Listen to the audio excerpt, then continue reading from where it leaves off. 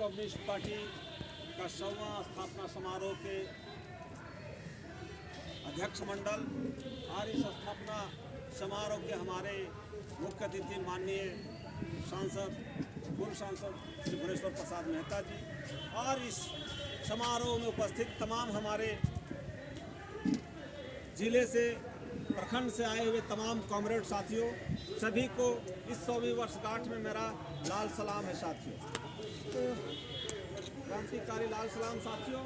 साथी, जैसा कि आप लोगों के बीच में कम्युनिस्ट आंदोलन का चर्चा जो 1925 से लेकर के आज 2025 तक जो घटनाएं घटी, उतार चढ़ाव हुआ, उस उतार चढ़ाव का आलोचना प्रत्यालोचना का जो सामना करना पड़ा, उस बात को हमारे कॉमरेड सिट्टू जी ने भी रखा और हमारे सुधीर यादव जी ने भी रखा। साथियों, ये तो कम्युनिस्ट आंदोलन को कुचलने के लिए चला, वो चीज़ों को रखा, लेकिन आज वर्तमान समय में जो भारतीय जनता पार्टी एक तरफ कहा, नारा दिया कि हम खाएंगे न खाने देंगे, लेकिन आज देख लीजिए साथियों कि भारतीय जनता पार्टी का अकाउंट 10,000 करोड़ रुपया का है, ऑडिट रिपोर्ट कहता है। तो फिर 10,000 करोड़ रुपया 1980 में भारतीय जनता पार्टी का निर्माण हुआ, 10,000 करोड़ का पार्टी है आज के डेट में। ऐसे स्थिति में आज इसलिए इस बात को मैं कह रहा हूं कि इसके कुछ दिन पूर्व मोदी जी ने एक अध्यादेश लाया। अध्यादेश में कहा कि जितना भी कॉरपोरेट घराना है, इससे चंदा लेने का एक जरिया बनाया इलेक्ट्रल बॉन्ड के माध्यम से, और सभी पूंजीपतियों ने भारतीय जनता पार्टी को, जैसे कोरोना पीरियड में कोविड वैक्सीन बनाने वाला सीरम कंपनी 700 करोड़ रुपया दे दिया। आप समझ सकते हैं कि ये देश के अंदर जो वैक्सीन जीवन बचाने का वैक्सीन लगा रहा था, ये कितना कमाई कर लिया कि भारतीय जनता पार्टी को 700 करोड़ रुपया का कमाई। इसी तरह से कहा कि हम हिंदू राष्ट्र बनाएंगे और गौ हत्या बंद कराएंगे। जो वहां गौ हत्या करने वाला कंपनियां थी, अल कबीर जैसे कंपनियां, ये भी कंपनियां ने को 250, को 300, को 400 करोड़ रुपया का चंदा दिया। कहने का मतलब है कि देश में जो चीजों लाकर आपके और हमारे सामने हमको जो गड़बड़ कर रहा है, हमको ठगने का काम कर रहा है, हमको भटकाने का काम कर रहा है, और असली बात इसको चंदा वसूलने का काम कर रहा है। इसलिए साथियों, आज देख लीजिए, 9 हमारे साथियों ने कहा कि भारतीय कम्युनिस्ट पार्टी का निर्माण किसान और मजदूर के हित के लिए हुआ था, इससे शोषण मुक्ति के लिए हुआ था। हमारे मेहता जी बताएंगे कि आंदोलन कितने लोग यहाँ किस प्रकार का शोषण था। लेकिन आज का जो समस्या है, वर्तमान समय में यहाँ पर फिर से नो पूंजीवाद और कॉरपोरेटीकरण, कॉरपोरेट से युक्त भारत का निर्माण करने के लिए भारतीय जनता पार्टी ने चल चुका है। अभी आप देख लीजिए, श्रम कानून की बात हुई। पहले हमारे यहाँ जो श्रम कानून था, वो समझ सकते हैं कि 3 पहर में काम चल रहा था, मतलब 24 घंटा में 3 शिफ्ट होता था, 8-8 घंटा का। नया श्रम कानून कहता है कि 12 घंटा का, 12 घंटा का होगा। दूसरा चीज, आप इसके खिलाफ कहीं भी नहीं जा सकते हैं, कोई ट्रेड यूनियन, कोई यूनियन नहीं होगा, कोई आपका हित और की रक्षा नहीं होगा। मतलब पूरा का पूरा बात उद्योग घरानों के लिए सारा कुछ तय किया जा रहा है। आज यहाँ का जल, जंगल, जमीन, आज पूरे देख लीजिए, चाहे राजस्थान का बात हो, चाहे छत्तीसगढ़ का बात हो, चाहे झारखंड का बात हो, उड़ीसा, पश्चिम बंगाल का बात हो, सारे जगह पर जमीनों और संसाधनों की लूट के लिए भारतीय जनता पार्टी ने पिटारा खोल दिया है। और खासकर उसमें से गुजरात के जो उद्योगपति हैं, अडानी और अंबानी, इसके लिए अडानी जहां हाथ रख देता है कि ये एयरपोर्ट हमको चाहिए, मिल जाता है, सीपोर्ट उसको चाहिए, उसमें भी देखता है कि कौन सा सबसे ज्यादा कमाओ वाला एयरपोर्ट है, अहमदाबाद, अडानी के दे दो। मुंद्रा सीपोर्ट, अडानी के दे दो। हम ये आपका दीनदयाल उपाध्याय नाम कर दिया इसको, जो मुगल सराय स्टेशन था, अडानी के दे दो। तो इस तरह से जो ज्यादा कमाओ वाला क्षेत्र था वो सारा का सारा अडानी को दिया। आज देख लीजिए, कुछ दिन पहले छत्तीसगढ़ में रायगढ़ जिला में भारतीय कम्युनिस्ट पार्टी के नेतृत्व में जंगल बचाने की लड़ाई बहुत बड़ा रैली से हुआ। और यहाँ भी देख लीजिए हजारीबाग में गोंदलपुरा कोल ब्लॉक है जो अडानी को दिया गया। अभी संघर्ष 3-4 सालों से चल रहा है। अभी आपके सामने जो बात है, ये अडानी पावर प्लांट वहाँ कोयला निकालेगा और बिजली बनाएगा जाके गोड्डा में इसका बिजली पावर प्लांट है। और जो बिजली उत्पादन होगा वो पूरे हिंदुस्तान को नहीं मिलेगा, ये बिजली मिलेगा बांग्लादेश। तो एक तरफ हमारे और आपके बीच में हिंदू मुसलमान का बात करता है, तुष्टीकरण की भाषा बोलता है, और हमको बांग्लादेश में हमको ठगता है और बांग्लादेश को बिजली मुहैया कराता है। ये है भारतीय जनता पार्टी का असली चरित्र। और असली साथियों ने कहा कि अब पुनः हम लोग को पुनर्जागरण के तरह से पुनः उठ खड़ा होना होगा, लाल झंडा लेकर गांव-गांव में चलना पड़ेगा, तभी लोगों को, किसान मजदूरों को जगाएंगे और किसानों का जमीन, जंगल, संसाधन, खनिज जितना भी है, खेती, आज हम लोग बचाने का काम कर सकते हैं। आज साथियों, जहां उत्पादन की दर, कृषि उत्पादन की दर नित्य दिन घटते जा रहा है, उसका कारण है कि इसको कृषि को लॉस कर रहा है। साथियों ने कहा आज पूरे झारखंड बने 25 साल हो गया, 25 साल हो गया, झारखंड में कोई कृषि मंडी नहीं हुआ, झारखंड में किसी भी कृषि उत्पादन का मूल्य निर्धारण नहीं हुआ, एमएसपी नहीं हुआ। इसलिए जितना भारतीय जनता पार्टी किसानों को तंग तबाह कर रहा है, किसानों को लूटने का काम कर रहा है, उससे ज्यादा हमारा कांग्रेस और भाजपा, कांग्रेस झारखंड मुक्ति मोर्चा भी कोई कसर नहीं छोड़ रहा है। इसलिए इस समय पर मैं ज्यादा समय नहीं लूंगा क्योंकि वक्ता साथी बहुत लोग हैं। आज हम लोग को तय करना पड़ेगा, एक पूरे देश में, राज्य में हमको वाम विकल्प तैयार करना पड़ेगा और जनता को जनगोलबंदी कायम करके हमको नए सिरे से एक आंदोलन की शुरुआत है, ताकि यहाँ के जनता, यहाँ के किसानों की रहनुमा हम बन सके, यहाँ के किसानों का खेती सुरक्षित कर सके, यहाँ का जल सुरक्षित कर सके, जंगल सुरक्षित हो सके और यहाँ का जो खनिज संपदा है, खनिज संसाधन है, उसको सुरक्षित कर सके। साथी, आज यहाँ पर देख लीजिए, भारत में संविधान बना, संविधान में कई चीजें उल्लेख है, कई चीजों अधिकार मिला है।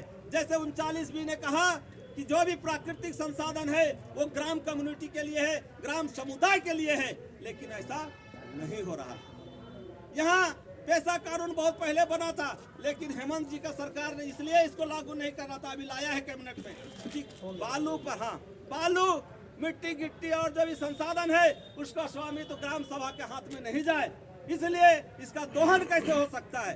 साथियों, आप लोगों ने पहले आज से 2-3 महीना पीछे जाइए तो देखते कि बड़का का हजारीबाग पूरे झारखंड में कोयला, बालू, लोहा, अबरक, जहां जिस तरह का खनिज है, इसका दोहन, इसका माफियागिरी, इसका लूट इस तरह इस कदर खुलेआम करके रखा था।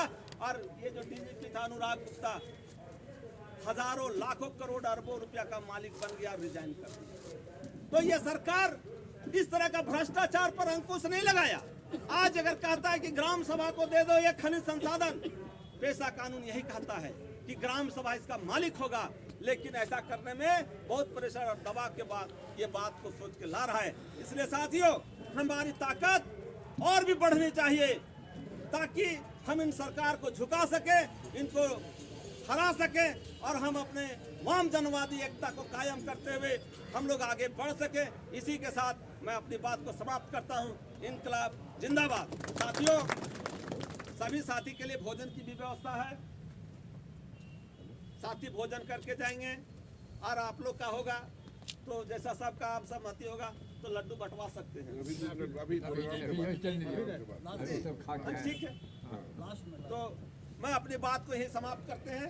और हम लोग कुछ साथियों को आज मैं एक चीज बता देना, हम लोग जो कम्युनिस्ट पार्टी में वयोवृद्ध और सम्मानित साथी हैं उसको डिस्ट्रिक्ट काउंसिल के तरफ से आज हम लोग एक सम्मानित भी करेंगे, कुछ साथियों को सम्मानित करेंगे जो अपना जिंदगी, जवानी और पूरा समय कम्युनिस्ट पार्टी को दिया, कम्युनिस्ट आंदोलन को दिया। वैसे साथियों को हम लोग आज यहाँ पर सभी विचार होने के बाद, हाँ, और जो ओल्ड एज हैं 75-80 साल से ज़्यादा क्रॉस कर गए हैं, वैसे साथियों को हम लोग सम्मानित करेंगे, इसलिए कोई साथी इधर उधर नहीं जाए।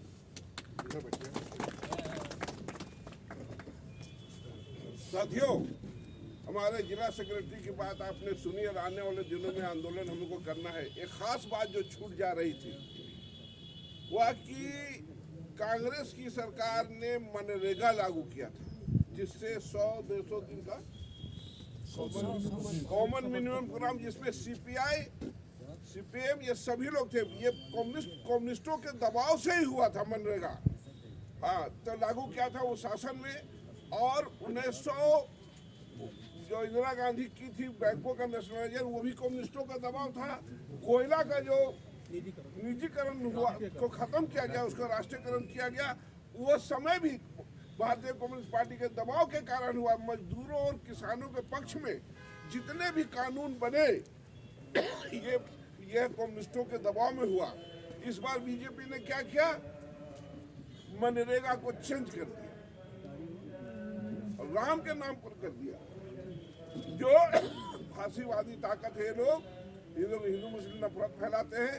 इसका हम लोग आज के इस फंक्शन में जबरदस्त तरीके से विरोध करते हैं, कंडेम करते हैं। क्या है? कंडेम करते हैं। ताली बजा के कंडेम कीजिए, विरोध कीजिए आप लोग। अब हमारे बीच हमारे मुख्य अतिथि कॉमरेड भुवनेश्वर प्रसाद मेहता बोलेंगे। उसके पहले हम उन्हें सम्मानित करना चाहते हैं, फिर उनको बोलने का हम लोग मौका देंगे। पहले सम्मानित करना चाहिए। सेक्रेटरी साहब आइए, सेक्रेटरी साहब आइए।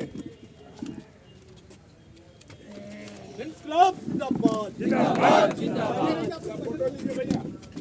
मेहता जी को लाल सलाम, लाल सलाम, लाल सलाम। मेहता जी को लाल सलाम, लाल सलाम, लाल सलाम। मेहता जी को लाल सलाम, लाल सलाम, लाल सलाम। मेहता जी को लाल सलाम, लाल सलाम, लाल सलाम। इनकलाब जिंदाबाद, जिंदाबाद, जिंदाबाद। और लाल झंडा करे पुकार, इनकलाब जिंदाबाद। आवाज का मारा है कॉमरेड, लाल झंडा करे पुकार, इनकलाब जिंदाबाद, लाल झंडा करे पुकार, इनकलाब जिंदाबाद। मेहता जी को लाल सलाम, लाल सलाम, लाल सलाम। मेहता जी को लाल सलाम, लाल सलाम, लाल सलाम।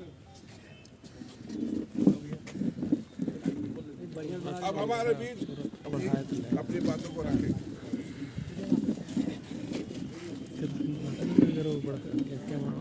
अच्छा पूरा है, खराब ना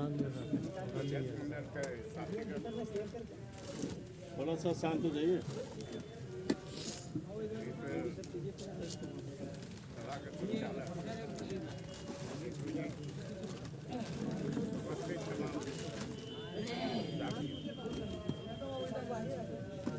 मैं बहुत देर नहीं बोल सकता।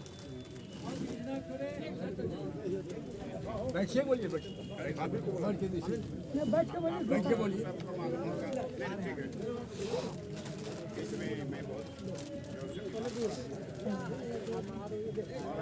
सोचे हो जाएगा, टेंशन मत लीजिए, घटेगा मंगाएंगे। वैसे मैं 20 को गया था नारायण, जहाँ कैलाश महोत्सव की हत्या हुई। हर 20 दिसंबर को वहाँ मनाते हैं, और हर 20 दिसंबर को भैया। लेकिन तबीयत ठीक नहीं लग रही, तभी मैं गया। और 24 को जहाँ रामलाल महतो का मर्डर हुआ था, मैं देखा उसका दोनों भाई चल नहीं सकता है। उसकी पत्नी भी डंडा लेकर के आई सामने कमल लेने के लिए, और कई शहीद के परिवार के लोग आए। वहाँ भी मैं गया था 24 को। चले शहीद यहाँ से जैसे मन करते ना तैसे मारबीन फोटो खिंचा दी तो ठीक। हाँ रुक जाइए, तो जेबर मार भी सही। हम ना अच्छा लगता है मार लिए। हाँ बस तो क्या खुश जो पार्टी से अलग नहीं हुए हैं, लेकिन पार्टी के भीतर से अलग हुए हैं, वैसे लोग भी आज यहाँ उपस्थित हैं। तभी आज बताया है रमेश कुमार जी ने, और दूसरा भी बोला हमारे मालिक के साथी ने, विस्तार से चर्चा किया। आज क्यों हम मना रहे हैं? आज तो 16वां साल हो गया हमारे पार्टी का, 16वां साल आज है।